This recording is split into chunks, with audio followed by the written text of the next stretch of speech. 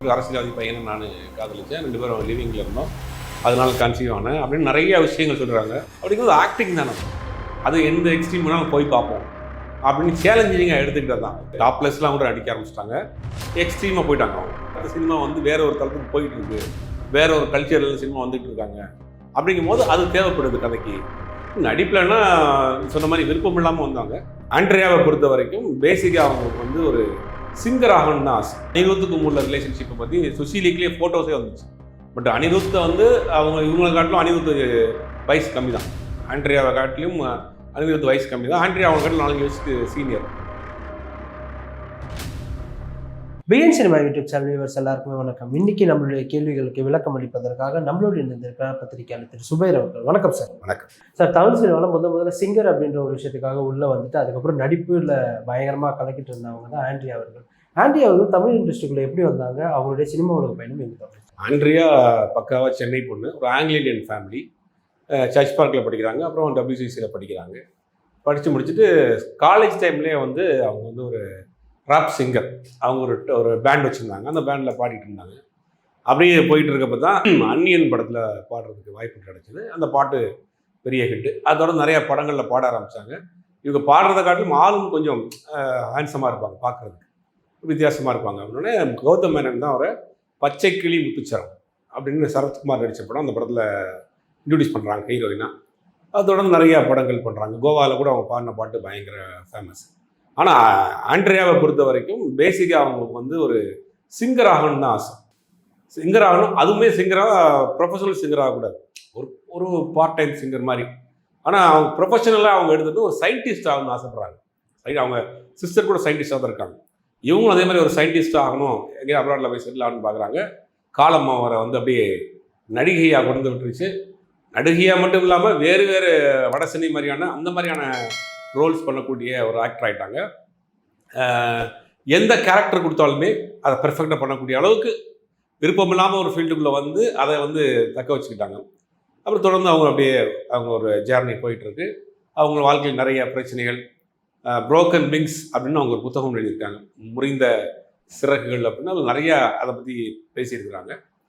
இப்பயும் படங்கள் தொடர்ந்து பண்ணிட்டு இருக்கிறாங்க. விருப்பம் இல்லாமல் வந்து பட் ஆனால் நடிப்பில் இவ்வளோ, ஏன்னா இப்போ சிங்கிங்கில் கூட சிங்கிங் தான் அவங்க ஃபஸ்ட்டு பண்ணது, பட் சிங்கிங்கில் கூட அவ்வளோ பேஷனேட்டிவாக அவ்வளோ இதுவாக இல்லாமல் நடிப்பில் இருக்கிறதுக்கான காரணம் நடிப்புலன்னா சொன்ன மாதிரி விருப்பம் இல்லாமல் வந்தாங்க.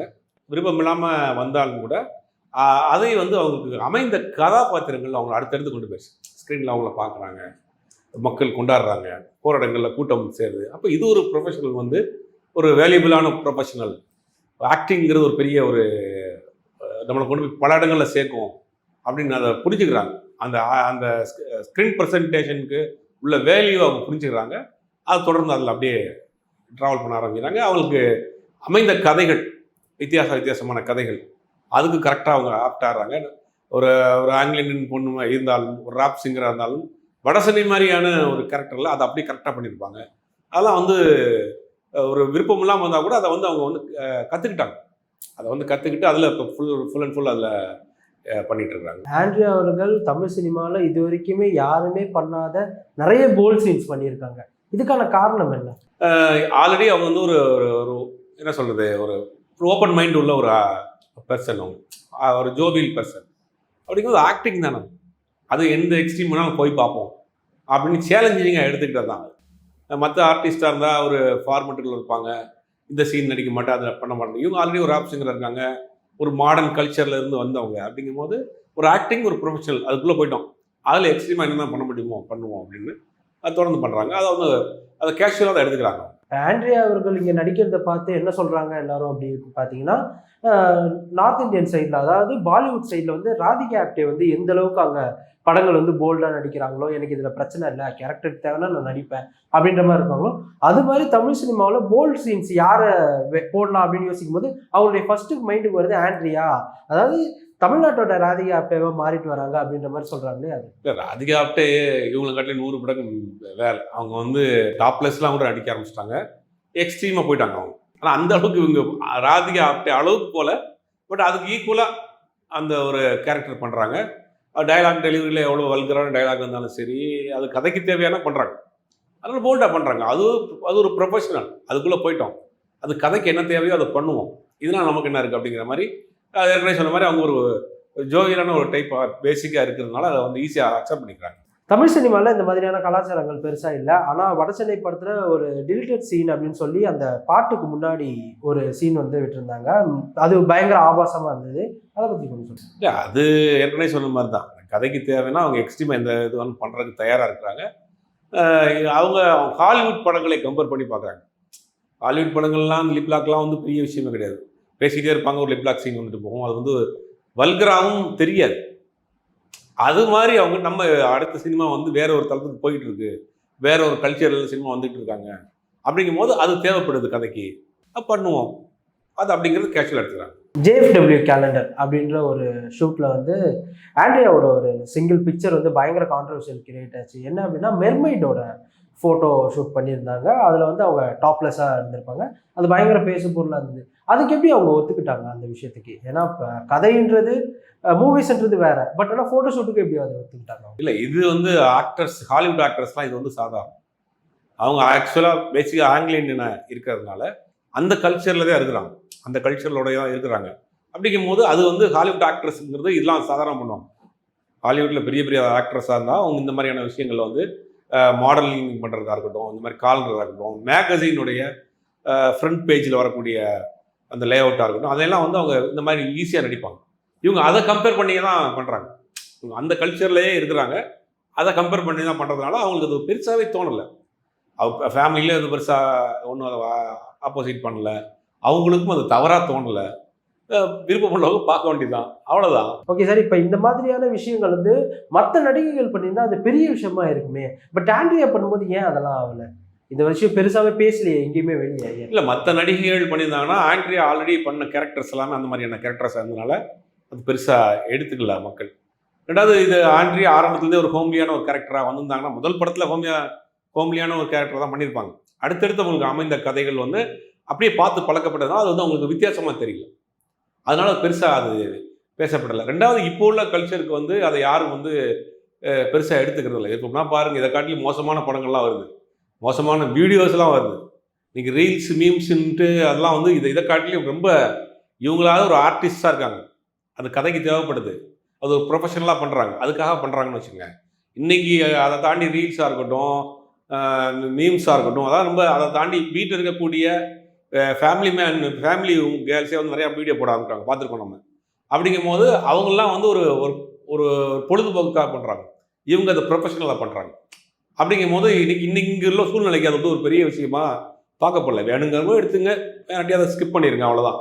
அந்த மாதிரி மென்டாலிட்டிக்கு ஆடியன்ஸும் வந்துட்டாங்க, ஆர்டிஸ்ட்டும் வந்தாங்க. ஆனால் மக்கள் என்ன சொல்கிறாங்க அப்படின்னா, இதுக்கான காரணம் வந்து ஆண்ட்ரியா அவர்கள் வந்து ஒரு அரசியல் பிரமுகரோட பையனை வந்து டேட் பண்ணிட்டு இருந்தாங்க அப்படின்னு நம்ம சொல்லுவாங்க. ஆண்ட்ரியாவே அதை சொல்லியிருக்காங்க. ஸோ அது உண்மையில் நடந்ததா இல்லை என்னதான் நடந்தது? ஏன்னா அவங்க ஆண்ட்ரியா வந்து பயங்கர இது குற்றச்சாட்டு வச்சுருந்தாங்க. அவர் வந்து என்னை ஏமாற்றிட்டாரு, அவர் வந்து என்னை ப்ரெக்னென்ட் ஆகிட்டாருன்ற மாதிரிலாம் சொல்லியிருந்தாங்க. இது உண்மையா என்னதான் நடந்தது? இல்லை, உண்மையாங்கிறது அவங்க தான் சொன்னாங்க. அவங்களே சொன்னாங்க, இந்த மாதிரி அரசியல்வாதி பையனை நான் காதலிச்சேன், 2 பேரும் லிவிங்கில் இருந்தோம், அதனால கன்சீவ் ஆனேன் அப்படின்னு நிறைய விஷயங்கள் சொல்கிறாங்க. அவங்களுடைய நிறையா லைஃப்பில் வந்து நிறையா அப் அண்ட் டவுன்ஸ், அது எல்லாமே அந்த புரோக்கன் விங்ஸ் புத்தகத்தில் போட்டிருக்கிறாங்க. அது மட்டும் கிடையாது, அவருக்கும் அனிருத்துக்கும் உள்ள ரிலேஷன்ஷிப்பை பற்றி சுஷீலிக்கிலே ஃபோட்டோஸே வந்துச்சு. பட் அனிருத்தை வந்து இவங்களை காட்டிலும் அனிருத் வயசு கம்மி தான், ஆண்ட்ரியாவை காட்டிலும் அனிருத் வயசு கம்மி தான். ஆண்ட்ரியா அவங்க காட்டிலும் 4 வயசுக்கு சீனியர். அப்படி இருந்தும் கூட அவங்களுக்குள்ள ஒரு ரிலேஷன்ஷிப்பில் இருந்திருக்கு. அதை பற்றின ஒரு சுசைட்டியில் ஃபோட்டோஸே வந்துச்சு. அந்த மாதிரி லைஃப்பில் அவங்களுக்கு நிறையா பிரச்சனைகள், இந்த மாதிரி ஏமாந்துருக்கோம் நிறையா, அதனால அந்த புத்தகம் எழுதியிருக்காங்க. ஏமாற்றப்பட்டேங்கிறது தான் அந்த புத்தகத்தினுடைய கான்செப்ட். அதை நம்பி ஏமாந்துருக்கா அப்படின்னு. எல்லாருடைய லைஃப்பில் இருக்கிற மாதிரி அவங்க லைஃப்பில் ஒரு காதல் இருந்திருக்கு, அதை நம்பி இருந்திருக்காங்க. அது ஒரு அரசியல்வாதியுடைய பையனாக தான் இருக்குது. அது யாருன்னு சொல்ல, அவங்களே சொல்ல. அப்படிங்கும் போது அது ஒரு விஷயம் நடந்திருக்குன்னு தான் தெரியுது. அனிருத்துக்கும் அவங்களுக்கும் உண்டான காதல் எங்கே தொடங்குச்சு? இவங்க 2 பேருமே பேசிக்காக மியூசிக் இண்டஸ்ட்ரியில் இருக்கவங்க தான். அனிருத்துக்கு சாங் பாடியிருக்காங்க. அப்போ பாடுறப்ப அவங்களுக்குள்ள ஒரு ஃப்ரெண்ட்ஷிப் ஏற்பட்டு அது காதலாகவே போயிருக்கு. அதை வந்து சுஷிலிக்கில் அந்த ஃபோட்டோஸ் எல்லாம் பார்த்தோம். அதுக்கப்புறம் அதுவும் பிரேக்கப் ஆயிடுச்சு. அந்த நெருக்கமான புகைப்படம் வெளியே வரல அப்படின்னா இவங்க 2 பேர் கல்யாணம் பண்ணியிருக்கிறதுக்கு வாய்ப்பு இருக்கா? இல்லை, அப்படி வாய்ப்பு இருந்திருக்காது. ஏன்னா கல்யாணம் பண்ணியிருந்தான்னா ஏஜ் ஒரு பெரிய ஃபேக்டர். ரெண்டாவது, இவங்க ப்ரொஃபஷனல் வந்து சினிமா, அவர் வந்து மியூசிக்கில் இருக்காங்க, அப்போ தொடர்ந்து படங்கள் பண்ணிகிட்டு இருக்காங்க. அது வாய்ப்பு இருந்திருக்குமா என்னன்னு தெரியல. அதுக்காகத்தான் அவங்க பிரேக்கப் ஆச்சுன்னுலாம் கிடையாது. அதுக்கு முன்னாடி ஆயிடுச்சு. அதுக்கு பிறகு தான் அந்த பிக்சர் வந்துச்சு. ஆண்ட்ரியா அவர்கள் அனிருத் லவ் பண்ணதுக்கான காரணம் வந்து நிறைய பேர் நிறைய விதமா சொல்றாங்க. ஒரு சில பேர் வந்து உண்மையான காதல் தான் அப்படின்னு சொல்றாங்க. இன்னொரு சில பேர் என்ன சொல்றாங்க அப்படின்னா வாய்ப்புக்காக தான் அனிருத்தோட காதல்ல இருந்தாங்க அப்படின்னு சொல்றாங்க. இல்ல வாய்ப்புக்காகன்னு சொல்றது ஏத்துக்கிற முடியாது. ஆல்ரெடி அவங்க ஒரு எக்ஸ்டாப்ளிஷ்டு சிங்கர், ராப் சிங்கர். இன்னைக்கு வரைக்கும் இந்த ராப் சாங் பாடணும்னா ஒரு ஸ்டைலிஷான மாடுலேஷன் வேணும்னா இன்னைக்கு வரைக்கும் ஆண்ட்ரியா தான் பேசுறாங்க. ஒரு திறமையான ஒரு சிங்கர், அதுல மாற்று கருத்து கிடையாது. அனிருத்தை மீட் பண்றதுக்கு முன்னாடி அவங்க சிங்கர் ஆயிட்டாங்க. வாய்ப்புக்காக போய் அனிருத்தை மீட் பண்றதுக்கு முன்னாடி சிங்கர் ஆயிட்டாங்க. அனிருத்தை மீட் பண்றதுக்கு முன்னாடியே ஹீரோயினும் ஆயிட்டாங்க. அப்படிங்க வாய்ப்புக்காகனு இல்லை, 2 பேரும் பழகி இருக்கிறாங்க. ஏதோ ஒரு விஷயம் அவங்கள ஒத்து போயிருக்கு, அதனால டிராவல் பண்ணியிருக்காங்க. கடைசியில் அது ஏதோ ஒரு விஷயம் பிடிக்காம 2 பேரும் பிரிஞ்சு போயிட்டாங்க. அவ்வளோதான். வாய்ப்புக்காகங்கிறதுலாம் என்ன, பேசிக்காவே ஆண்ட்ரியா கொஞ்சம் வசதியான ஃபேமிலி, ரெண்டும் ஆல்ரெடி எக்ஸ்டாப்ளிஷான ஆயிட்டாங்க, ஃபேமிலியர் ஆயிட்டாங்க. அதுக்காக வாய்ப்புக்காக போய்ங்கிறது தவறான ஒரு தகவலை பரப்பிட்டு. செல்வராகவன் கூட அவங்க படம் நடிச்சுட்டு இருக்கும்போது கூட அவங்க 2 பேருக்கும் வந்து பயங்கர கான்ட்ரவர்ஷியல்லாம் கேட்டுச்சு. என்னதான் நடந்தது உண்மையாது? 1001 படம் வந்து ஒரு பெரிய பட்ஜெட் படம், கிட்டத்தட்ட ரொம்ப நாள் எடுக்கப்பட்ட படம். அப்படிங்கும்போது அந்த கேரக்டர் வந்து ஆண்ட்ரியாவுக்கு ரொம்ப இம்பார்ட்டன்ட் கேரக்டர் இருக்கும் அந்த படத்தில். அந்த ஒரு சாங் கூட ரொம்ப ஃபேமிலியரான சாங்காக இருந்தது. செல்வராகவனுக்கும் அவங்களுக்கும் ஒன்றும் பெருசு இல்லை. அப்போலாம் செல்வராகவன் வந்து சோனியா அவரோட மேரேஜை பண்ணிட்டார். அப்படிங்கும்போது இப்போ ஒரு டேரக்டர் ஒரு ஆர்டிஸ்ட்டுக்குள்ள விஷயம் தான் ஒழிய பெர்சனலாக வேறு எந்த ப்ராப்ளமும் இல்லை அவங்களோட.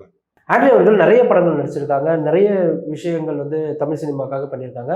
பட் இருந்தாலுமே இவங்க படம் நடித்தா அந்த படம் நல்லாவே இருந்தாலும் ஓடாது, இவங்க வந்து ஒரு அன்லக்கி ஹீரோயின் அப்படின்ற மாதிரி சொல்கிறாங்களே, ஏன், எதனால? சில பேருக்கு அந்த முத்திரை வந்து விழுந்துடும், நல்லா பெர்ஃபார்ம் பண்ணுவாங்க. இப்போ நம்ம அருண் விஜயெல்லாம் எடுத்து நிறைய படம் பண்ணியிருக்காரு. இன்னமும் ஒரு படங்கள் வந்து பெருசாக ஒரு சில படங்கள் தவிர போனதில்லை. அந்த மாதிரி அது வந்து நேரம் தான், டைமிங் அமைகிறது தான். ஒரு சில நடிகர்களுக்கு நடிக்கவே தெரியாது, ஆனால் அவங்க படம் தொடர்ந்து ஓடிட்டு இருக்கும். தேவயானி ஒரு சீசனில் அவங்க நடித்தாலே படம் ஓடும் அப்படிங்கிற ஒரு சென்டிமெண்ட் வந்துச்சு. அது ஒரு காலம் முடிஞ்ச பிறகு அப்புறம் அவங்க விட்டு போயிட்டாங்க. அது வந்து டைமிங் தான், அது இவங்கள சொல்லி இது கிடையாது. அப்படி பார்த்தீங்கன்னா வடசென்னை பெரிய ஹிட்டு, 1001 ஹிட்டு, தொடர்ந்து ஹிட் கொடுத்துருக்காங்க. அது கதை அமையிறது, டைரக்டர் எடுக்கக்கூடிய விஷயம், டைமிங்கு, சினிமாவில் எல்லாம் சேர்ந்தா வரும். ஒரு கதை, டைமிங்கு, அமையக்கூடிய அந்த டீம் எல்லாம் சேர்ந்து தான். அது இவங்களுக்கு சில இடங்கள்ல மிஸ் ஆயிருக்கு. டைம் தான், முக்கியமாக டைம் தான். இப்போ தமிழ் சினிமாவில் இவ்வளோ ஆண்ட்ரியா பண்ணியுமே அவங்களால நிலச்சி நிற்க முடியலையே, ஒரு ஆக்ட்ரஸாக அவங்களால நிலச்சி நிற்க முடியலையே. இல்லை, ஆக்ட்ரஸாக நிலச்சி நிற்க முடியலன்னா அவங்களுக்குன்னு ஒரு ஸ்பேஸ் இருக்குது. இந்த கேரக்டர்லாம் இவங்க தான் பண்ண முடியும் இன்னைக்கு வரைக்கும் இருக்குது. சிங்கராகவும் ஒரு சில பாடலை இவங்க தான் பாட முடியும்னு அவங்களுக்குன்னு ஒரு இடம் இருக்குது. அதில் அவங்க ஸ்டாண்டர்டாக இருக்கிறாங்க. பட வாய்ப்புகள் சரியாக அமையலை, கதைகள் அவங்களுக்கு ஷூட் ஆகிற கதையில் அவங்களுக்கு அமையலை, அதுதான் அவங்களுக்கு ஒரு கேப்.